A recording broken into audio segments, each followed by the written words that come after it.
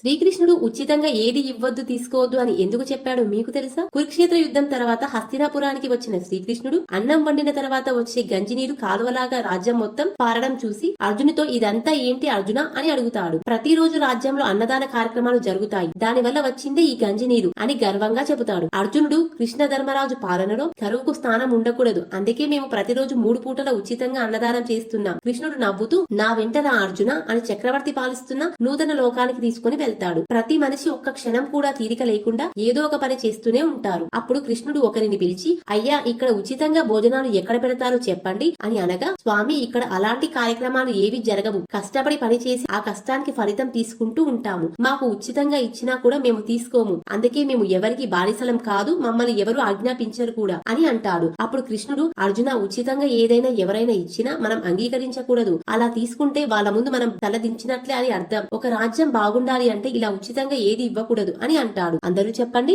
Jai Srikrishna.